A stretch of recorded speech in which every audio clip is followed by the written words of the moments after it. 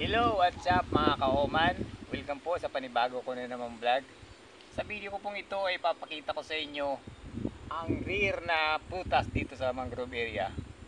Sa tanang buhay ko po, ngayon ko pa lang siya nakita, kaya para sa akin rare ito.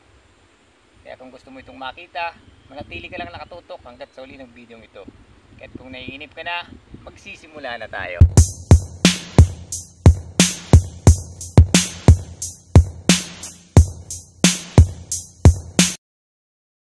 Ayan guys, nandito ako ngayon sa sinasabi kong puno ng prutas.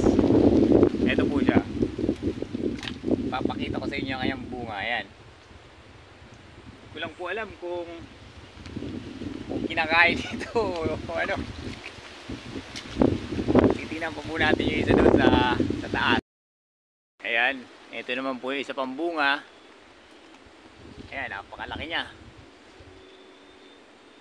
Wala siyang amoy. Sana man lang kahit amoy pagkain man lang siya, amoy mabango. Eh wala. Iniisip ko baka kapag tinikman ko to, malason ako. Kaya iintay ko siyang mainom. Aamoyin ko bago ko tikman.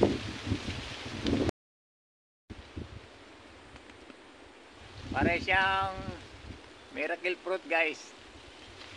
Siguro kapag tinikman ko to, magiging babae ako Ay baka mahimala. Isang kagat lang, instant beauty na. Ay Diyos ko, kailan ito maihinog.